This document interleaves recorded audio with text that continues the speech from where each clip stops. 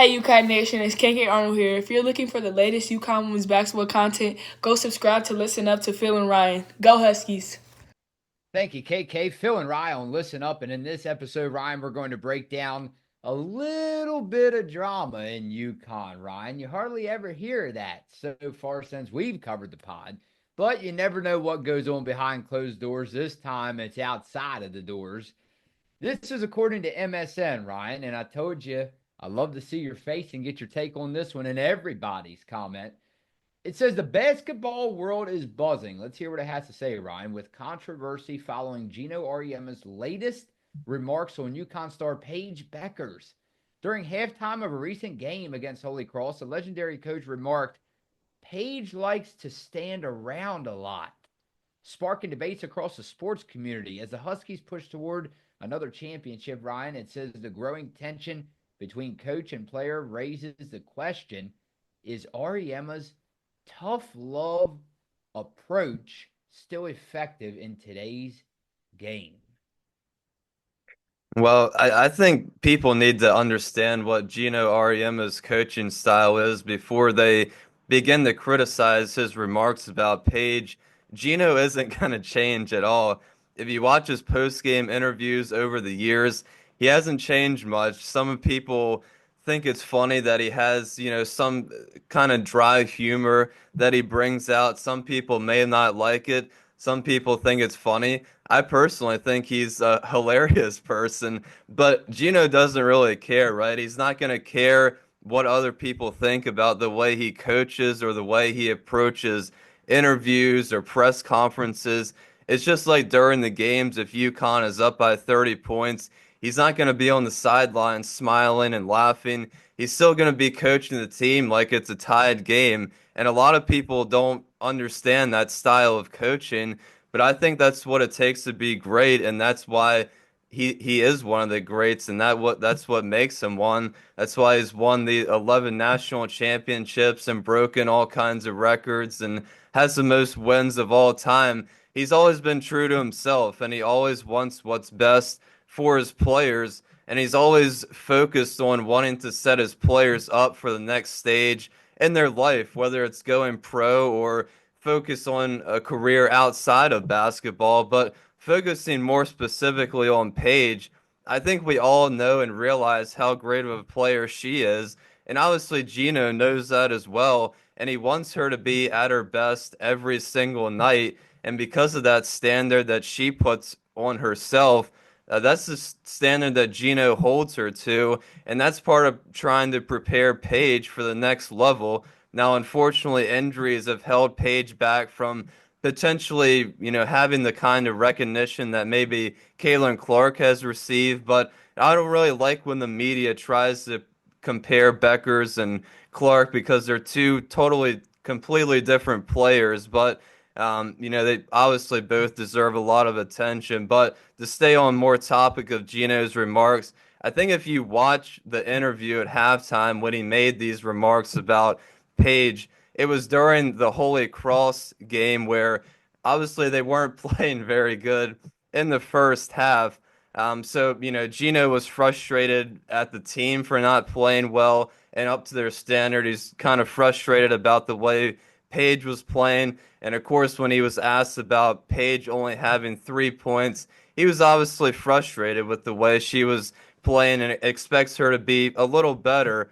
And like I said, during that game recap, I'm sure Gino had a very passionate talk to the team about how they were playing and need to do better. And what happened, they came out in the second half and played really good basketball and ended up blowing out Holy Cross in that second half for the next 20 minutes. Yeah. After reading several articles on this, I think I agree with you. I think that this thing has been thrown way too far over the top. Meaning now I'm a big fan of media, but obviously sometimes they like to get stuff stirred up a little bit too much, right? And when I say they, I'm not pointing at one specific media outlet. I'm just talking about maybe a specific writer, maybe one specific um outlet. But then you scroll down and you see another subtitle, Tough Love or too much. Auriemma's criticism of Becker sparks debate.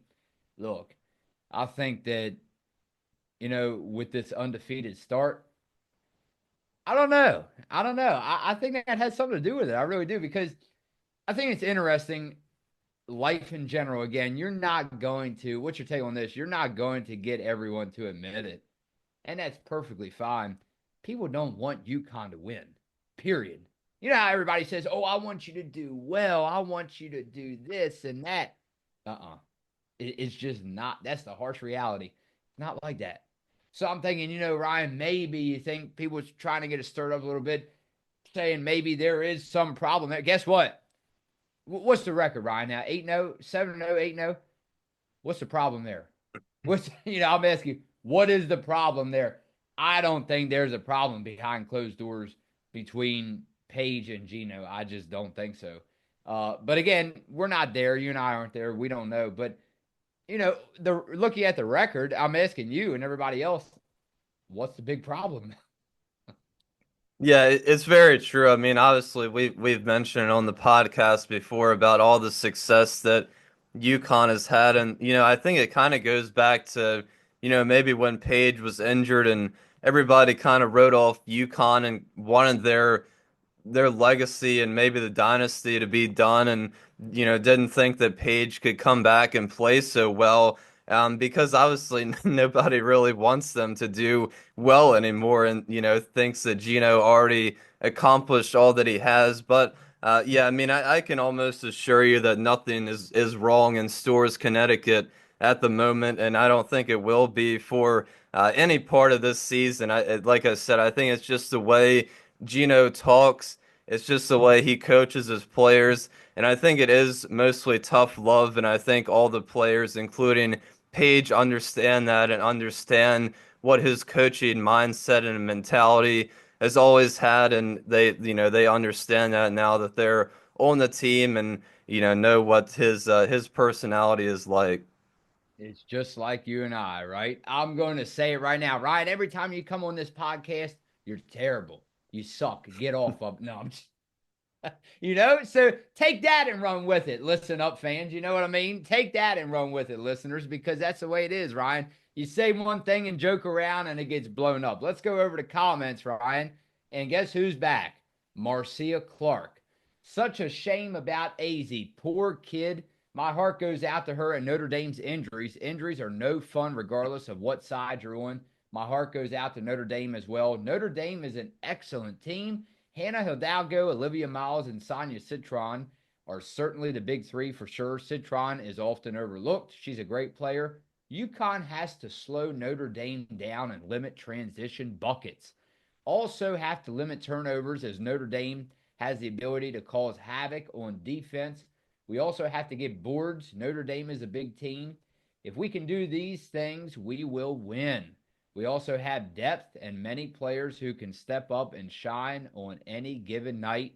That's hard to scout against. Should be a good one. Ryan, here we are focused on all this talk, and I forgot to tell you, today is game day. Yeah, yeah, it is. The big game tonight.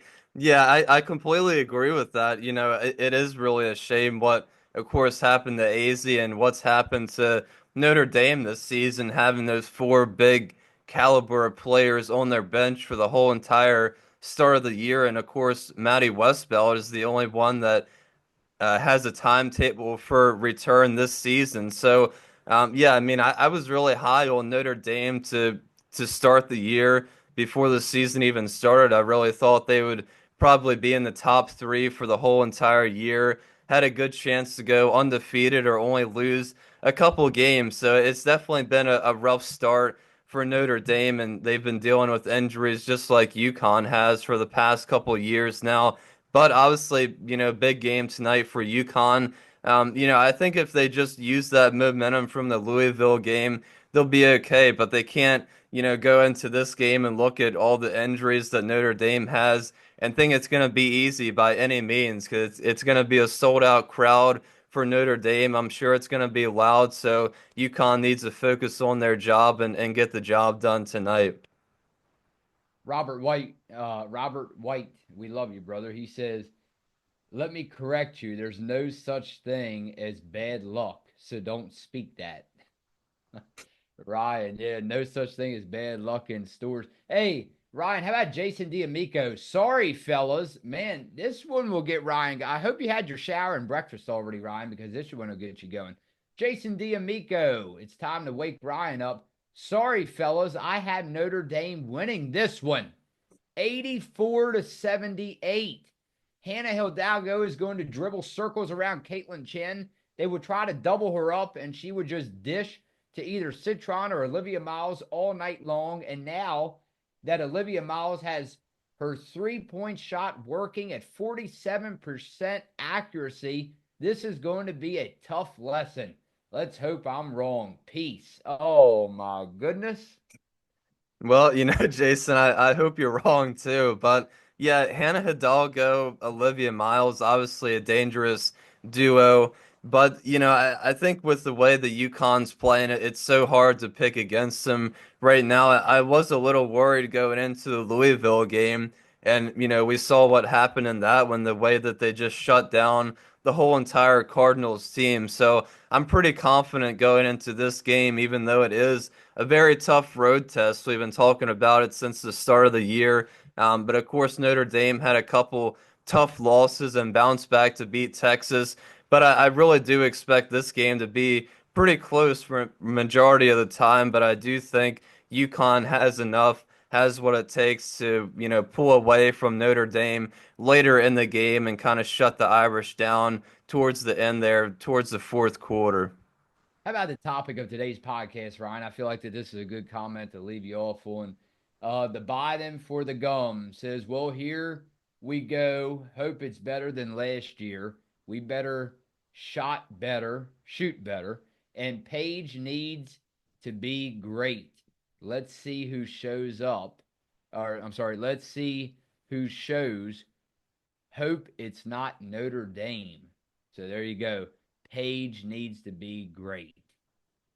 Yeah, I mean, for sure, both teams definitely need to be at the top of their game for this one, but I would like to see a great game from Paige tonight. I think, under all the lights, and obviously it's a big game on ESPN. I'm sure there's going to be a lot of people watching. Like I said, it's going to be a sold out crowd in Indiana. So, yeah, I think Paige will be ready. I think maybe 20, 25 points from her tonight would be nice to see. So yeah, I think she's gonna have a good game tonight.